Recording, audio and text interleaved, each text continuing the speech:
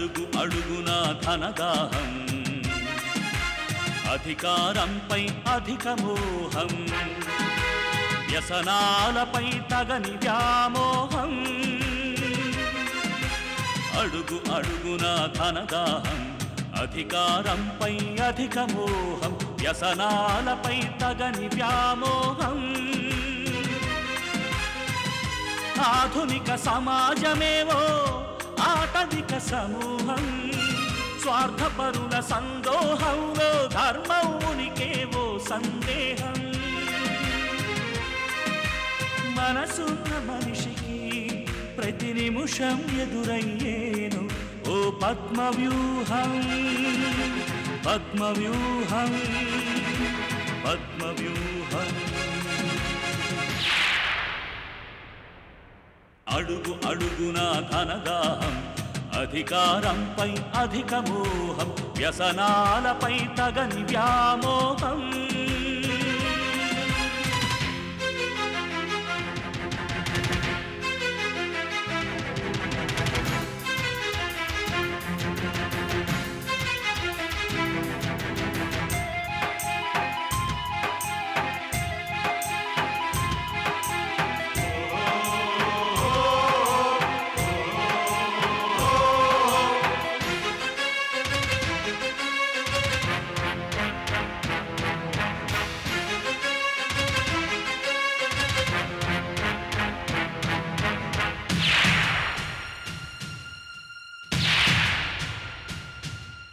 ప్రతి కదలిక వెనుక ఓ లాభానికై చింత అవసరం లేకుంటే అరక్షణమైన నిలువరు నీ చెంత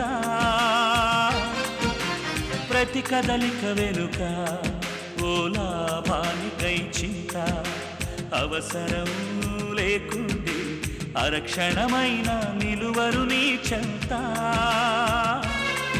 ఇది కన్నీటినే వేలం వేసే కసాయి సంత ఇది కన్నీటినే వేలం వేసే కసాయి సంత విలువలకై వెతుకులాట నేడొక పెద్ద వింత విలువలకై వెతుకులాట నేడొక పెద్ద వింత అడుగు అడుగునా ధనదాహం అధికారంపై అధిక మోహం వ్యసనాలపై తగని వ్యామోహం పద్మవ్యూహం పద్మవ్యూహం పద్మవ్యూహం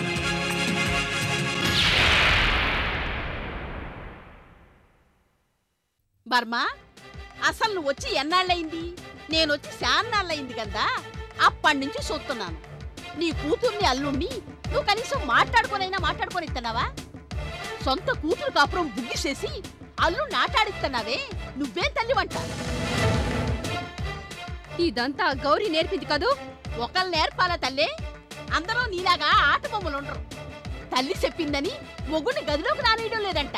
అవ్వా, ఆడజాతికి అవమానం. తస్సదియ్యా, నీ మొగుడు దేశాలు పట్టిపోయాడని కూతురు కాపురం పోల్దోయడానికి వస్తావా? నీ కూతురు సంగతి సరే, లచ్చిందేవి లాంటి గౌరమ్మను ఎందుకిట్టా ఏడిపిస్తున్నావు? వెనక ముందు ఎవరూ లేరనుకుంటున్నావా? గౌరమ్మకి పెంచలమ్మ అండ ఉన్నంతకాలం మీరాయమ్మ నీడను కూడా తాకలేరు. ఇదిగో సిగ్గు, శరం, రోసం, అభిమానం, జ్ఞానం, వినయం, వివేకం ఏమన్నా మిగులుంటే వెంటనే ఇంట్లో వెళ్ళిపో. ప్రీతి, విన్నావా? మీ మమ్మీని ఇంట్లో నుంచి వెళ్ళిపోమని ఒక పని మనిషి చేత చెప్పిస్తున్నారు. నేను పోతున్నాను, కానీ నువ్వు మాత్రం వీళ్ళని వదిలిపెట్టకూడదు. వీళ్ళ అంత చూడాలి. చూసింది సాల్లే గాని పోవమ్మా. ఎంత ధైర్యమే నీకు? ఏయ్, తగ్గిపో. ఇదిగో రెండు అచ్చలు చేసి వచ్చిందాన్ని. ఇంకో 2 సైడు పెద్ద కట్టమేమీ కాదు. మంచిని సెరబట్టే వాళ్ళని ఈ పెంచలమ్మ క్షమించదు. గుర్తుంచుకోండి. గౌరమ్మ తల్లి, మార్కెట్కి వెళ్ళి సరుకులు తెస్తాను. అట్టాగే నేను కత్తి కూడా కొనుక్కుంటా తల్లి. కయ్యమ కొట్టడానికి పనికొత్తది.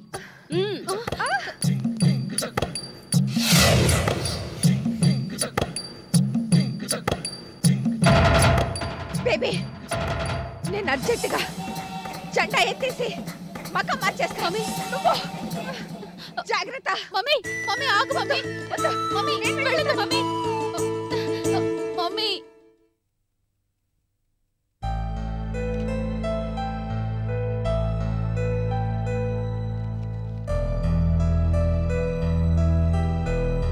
ఇక మొదలు పెడదామా? Excuse me.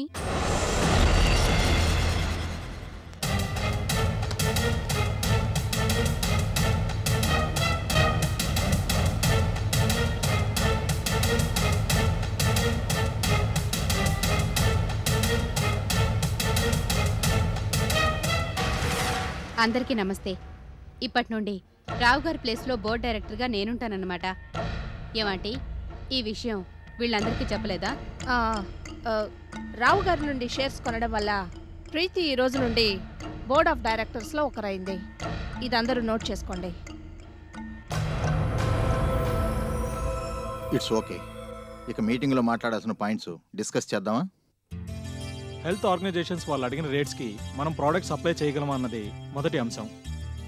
నా ఉద్దేశం ప్రకారం రేట్లు తక్కువైనా అది మంచి ప్రాజెక్ట్. ప్రతిసారి ప్రాఫిట్ మోటివ్గానే కాదు, సర్వీస్ మోటివ్గా కూడా మనం ఆలోచించాలి. స్కూల్స్కి సప్లై చేయడం వలన మనకి మంచి పబ్లిసిటీ వస్తుంది. గౌరీ గారు చెప్పింది రీజనబుల్ గానే ఉంది, నేను సమర్థిస్తాను. నేను అపోజ్ చేస్తున్నాను. ఎందుకో తెలుసుకోవచ్చా? తప్పకుండా తెలుసుకో. ఇది ప్రైవేట్ ఆర్గనైజేషన్. నీ పాటికి నువ్వు విరాళాలు, దానాలు, చెక్కులు రాసి హాస్పిటల్స్కి, అనాథ శరణాలయాలకి ఇచ్చినట్టు కాదు. ఇది కంపెనీకి సంబంధించిన వ్యవహారం. లాభం లేని ప్రాజెక్ట్ ఏది చెయ్యకూడదు. అది మిగతా షేర్ హోల్డర్స్కి నష్టం కలిగిస్తుంది. ప్రీతి, ఇక్కడ పర్సనల్ విషయాలు మాట్లాడకూడదు. ఆ ప్రాజెక్టుతో పబ్లిసిటీ వస్తుందని గౌరీ అంటుంది కదా. 10 పాంప్లెట్లు పంచితే వచ్చే పబ్లిసిటీ కోసం లక్షలు ఖరీదు చేసే మన స్టాక్ని తక్కువ ధరలకు అమ్మి నష్టపోవాలా? ఆర్గ్యుమెంట్ రీజనబుల్ గానే ఉంది. సంస్థ ప్రెస్టేజ్ డబ్బుతో కొనుక్కునేది కాదు. శిబిరాలు పెట్టి రక్తదానాలు, నేత్రదానాలు చేస్తే వచ్చే పబ్లిసిటీ స్కూల్ పిల్లలకి మన ప్రోడక్ట్స్ పంచడం ద్వారా వస్తుంది. ఇందులో మనం నష్టపోయే తక్కువే. కావాలంటే ఫిగర్స్ బోర్డు మీద చూపిస్తాను. గౌరీ చెప్పిన దాని గురించి మనం ఒకసారి ఆలోచిద్దాం. ఏమంటారు? నో, నేను అస్సలు ఒప్పుకోను.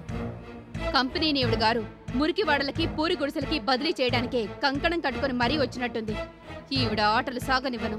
ఏమిటి రాఘవనాథ్ గారు, మీ కోడళ్ళిద్దరూ పోట్లాడుకోవటానికే ఈ బోర్డు మీటింగ్ పెట్టారు? మీ ఇంటి గొడవలు కంపెనీని ఎఫెక్ట్ చేస్తే ఎలా? అవి మీ డ్రాయింగ్ రూమ్కే పరిమితం చేసుకోండి, ఇలా బోర్డు రూమ్లో కాదు. మీ పర్సనల్ అఫైర్స్లో ఎలాంటి డెసిషన్ తీసుకోకూడదు. జవాబు చెప్పండి వైదేహి గారు. మీలో మీరు తేల్చుకున్నాక అప్పుడు కంపెనీకి బోర్డు మీటింగులు పెట్టండి. మా టైం వేస్ట్ చేయకండి, మాకు ఇంకా చాలా పనులున్నాయి. ఈ అసౌకర్యానికి క్షమించండి. ఈసారికి మీటింగ్ ఇక్కడే ముగిస్తున్నాం. నెక్స్ట్ మీటింగ్ గురించి మీకు ఇంటిమేట్ చేస్తాం. సారీ.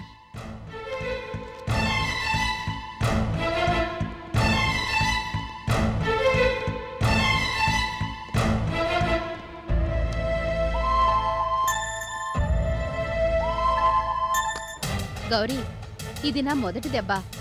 ఇక మీదట నీ పెత్తనం సాగదు, తెలుసుకో.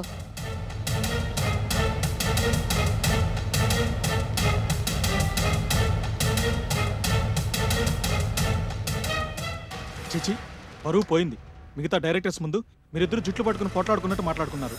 సిగ్గుగా లేదు? చాలా సిగ్గేస్తోంది వర్ధన్, కానీ నేను తీసుకున్న నిర్ణయంలో తప్పు లేదు. నువ్వు పట్టిన కుందేలకు 3 కాళ్ళు అనేది ఎప్పుడు ఉండేదేగా. ఛీ!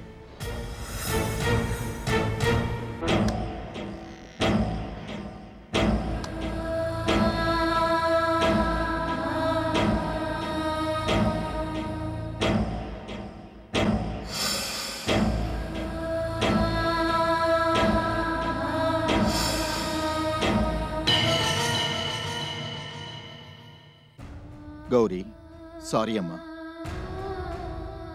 ఎన్నిటికని సారీ ఫీల్ అవుతాం మావయ్య. కొన్ని జీవితాలింతే.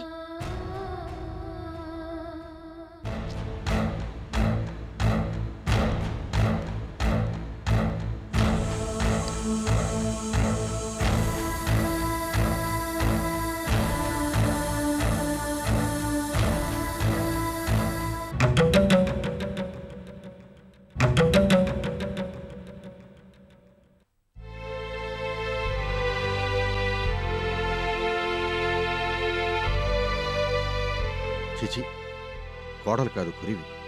కావాలని కురివిని తెచ్చిపెట్టుకున్నావు. ఇప్పుడు ఇలా తలకి కట్టుకట్టుకుని పడుకుంటే ఏం లాభం? మనకన్నా పై అంతస్తు నుంచి కోడల్ని తెచ్చుకుంటే స్టేటస్ పెరుగుతుందనుకున్నాను. కానీ ఇలా నలుగురిలో తలవంపులవుతాం అనుకోలేదు. ఆ తల్లితో చాలా కాలం స్నేహం చేసావుగా, పిల్ల సంగతి ఊహించలేకపోయావా? ఆవు చేలో మేస్తే దూడ గట్టును మేస్తుందా? అంతా నా తలరాత. కాదు, నీ తల పొగరు. జరిగిన దానికి ఇప్పటికే నేనెంతో బాధపడుతుంటే మీరు కూడా నన్ను సాధించాలా? గౌరీ పేదంటి నుంచి వచ్చిందని అలుసు చేసి అనరాని మాటలు అన్నావు. ఇప్పుడు చూడు, తనే ఈ ఇంటి పరువుని, కంపెనీ ప్రతిష్టను పెంచుతోంది. రోజులెప్పుడు ఒకేలా ఉండవు. బండ్లు ఓడలవుతాయి, ఓడలు బండ్లవుతాయి. అవును, గౌరీని బాధ పెట్టినందుకు, చిన్న చూపు చూసినందుకు నాకు తగిన శిక్షే పడుతోంది. ఈ ప్రీతి ఇంకా ముందు ముందు ఏం గొడవలు చేయబోతుందోనని భయంగా ఉంది. ఆ ప్రీతిని వాళ్ళమ్మని నెత్తిన పెట్టుకున్నావు. ఆ నెత్తిని ముట్టికాయ ముట్టి భస్మాసురుల్లా అన్ని బూడిద చేస్తున్నారు. ఇప్పుడు నీకు బుద్ధొచ్చి ఏం లాభం? అవును, చేతులు పూర్తిగా కాలాక ఆకుల కోసం వెతుక్కున్నట్టయింది. ఆకులు అందించినా, సున్నం పూసి కట్టుపెట్టినా నీ పెద్ద కొడలే చేయాలి. ఇంకెవరూ ఏమీ చెయ్యరు, అది గుర్తుంచుకో. తెలుసుకున్నానండి, కానీ ఇప్పటికే చాలా ఆలస్యం అయిపోయింది.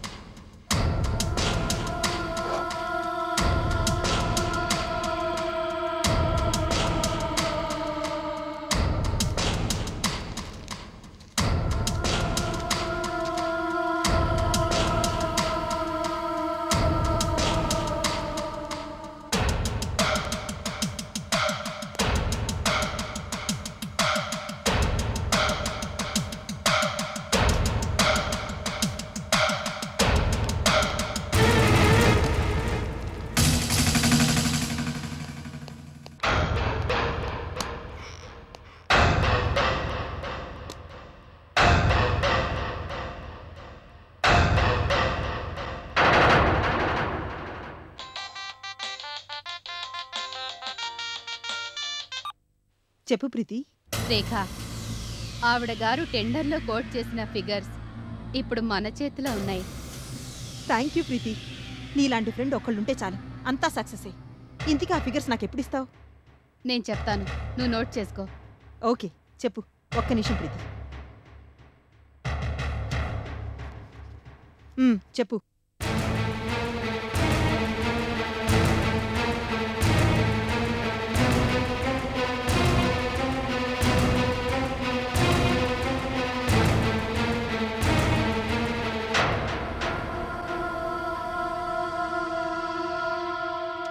థ్యాంక్ యూ ప్రీతి.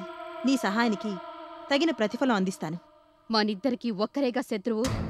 తనని ఓడించు, నాశనం చెయ్యి. అదే నేను కోరే ప్రతిఫలం. Bye bye.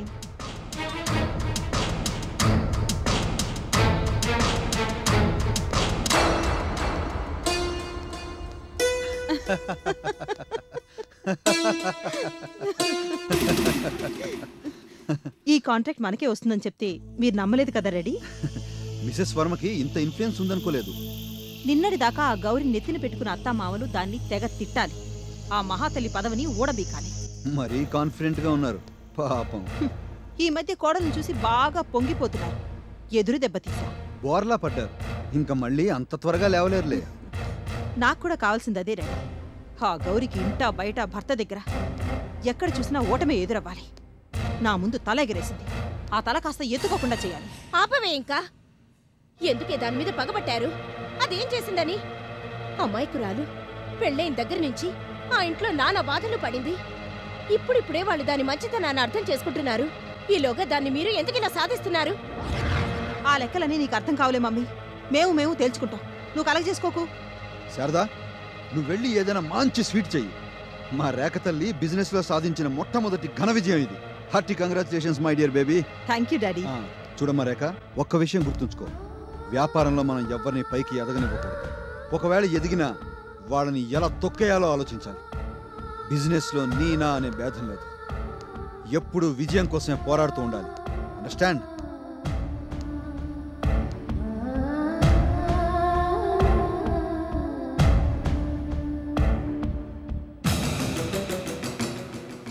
ఇలా ఎందుకు జరిగిందో అర్థం కావడం లేదు.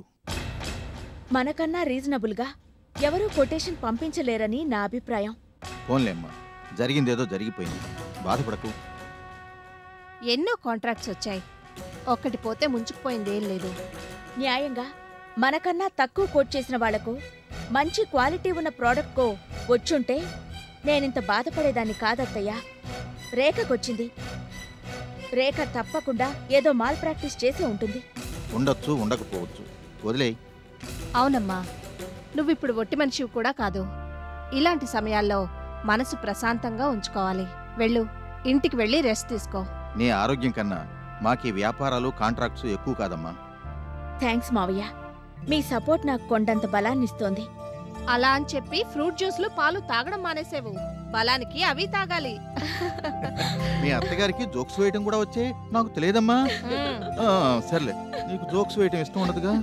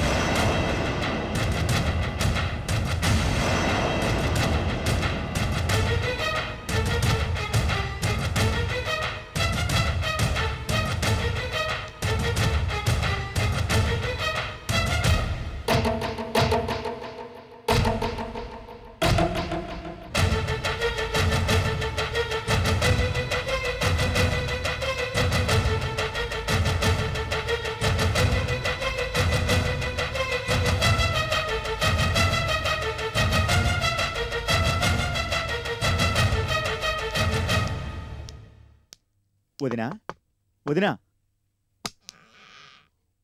ఏంటి వంశీ? ఈ ఫైల్ చూడు. ఇదేనా మొన్న నువ్వు టెండర్లకు పంపించిన కొటేషన్? అవును వంశీ, నా ఫైల్లో ఈ పేజీలు మిస్ అయ్యాయి. నా పిఏని అడిగితే ఎవరూ నా క్యాబిన్లోకి రావడం చూడలేదు మేడం అన్నాడు. ఎలా పోయాయో అర్థం కాలేదు. ఇవి నీ దగ్గరికి ఎలా వచ్చాయి? ఇంట్లో జంతర్ మంతర్ జాదు ఉందిగా, ఒక చోట మాయమైన వస్తువులు ఇంకో చోట ప్రత్యక్షం అవుతాయి. ఏమిటి నువ్వు అంటున్నది? ఇది నా భార్యమని చేసిన నిర్వాకం. ఈవిడగారే ఈ కొటేషన్ ఫిగర్స్ బయట వాళ్ళకి అందించి వాళ్ళకే కాంట్రాక్ట్ వచ్చేటట్టు చేసింది. చూసావా వదిన, మనకి తన మీద అనుమానమే రాలేదు. అందుకే ఇంటి దొంగని ఈశ్వరుడైనా పట్టలేడంటారు. ప్రీతి ఇంత పని చేసిందా? లేకపోతే మా బీరువాలో తనారలో కీ ఫైల్ ఎలా వస్తుంది? మన ఇంట్లో వాళ్లే శత్రుపక్షం అయిపోతే ఇంకేం ధర్మయుద్ధం చేస్తాం? అదిగో వస్తుంది. వద్దు వంశీ, ప్రీతినేమి అడక్కు. పెద్ద గొడవ చేస్తుంది. పోయిన కాంట్రాక్ట్ ఎలాగో మనకి రాదుగా. అలా అని ఈవిడ గారిని వదిలేస్తావా? మొన్నటి దాకా మహాతల్లి రోజుకో కొత్త డ్రామా ఆడించింది. ఇప్పుడు ఈవిడ గారు సొంతంగా డ్రామాలు ఆడుతోంది. ప్రీతి ఆగు. ఏంటి నాతో ఏం పని? నువ్వు చేస్తున్న పాడు పనుల గురించి మాట్లాడడానికి. వంశీ ఊరుకో. ఓ, మీ వదిన గారి గైడెన్సా?